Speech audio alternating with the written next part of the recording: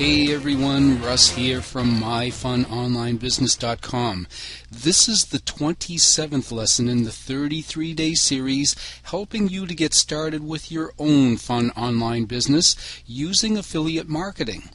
Today we'll talk about the dangers of hard selling.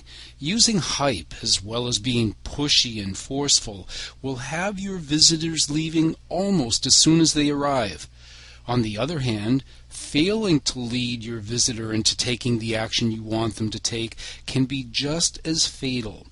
It's a fine line skill that you not only must know about, you have to master it. You'll find a tough crowd when you hard sell.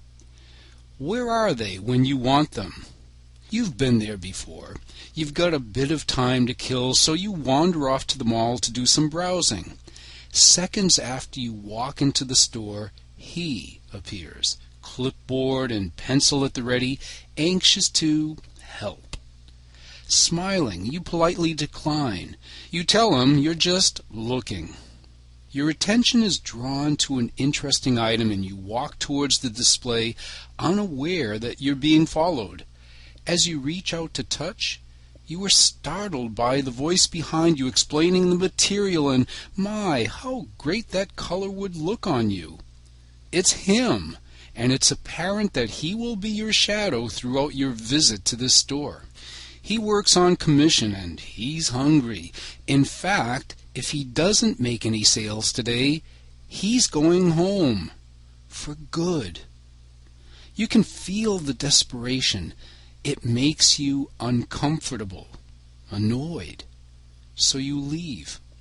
You've also been in those cavernous warehouse outlets, lost somewhere on aisle 48. The item you want is 20 feet up on the shelf and there's absolutely no one around to help you get it down. You wander around a bit and finally find someone who might be able to help.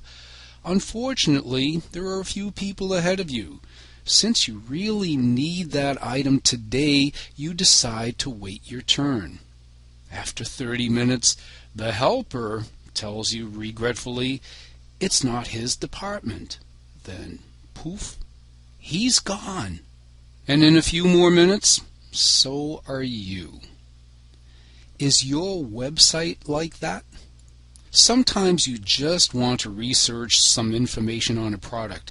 While many of the better sales pages do a decent job of highlighting the benefits of their product, they don't always answer all of your questions.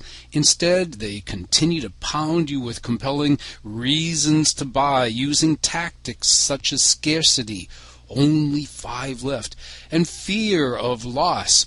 This great opportunity will be taken down in 10 minutes. Frantically, you scan the page for some assurance that buying this product is the right decision for you to make.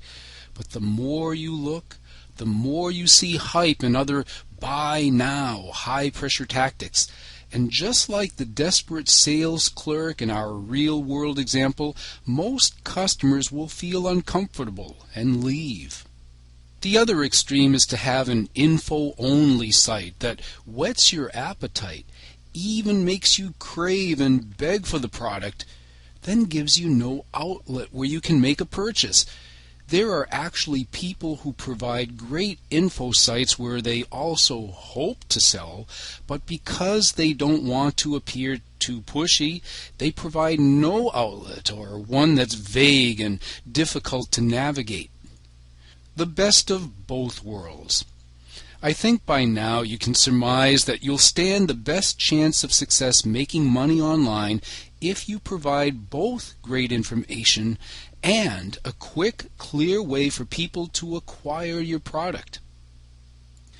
If you can provide great content on your site along with links to your sales page, you are most of the way there. But remember, even when you provide great content and a smooth sales process, the majority of your first-time visitors won't buy. They'll want to think about it, just like you in the real-world buying decision.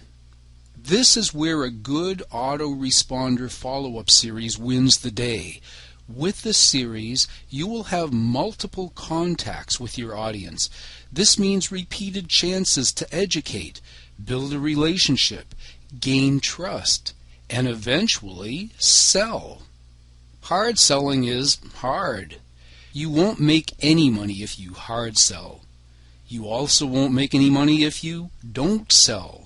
So make it easy on yourself and your web visitors. Give them quality information first. Give them a smooth, easy buying process. Follow up. Most people won't buy on the first visit. It might take a little time to get this going, but as one of my mentors used to tell me, the long way is the short way, and the short way is the long way. In other words, take the time up front to educate, build relationships and trust.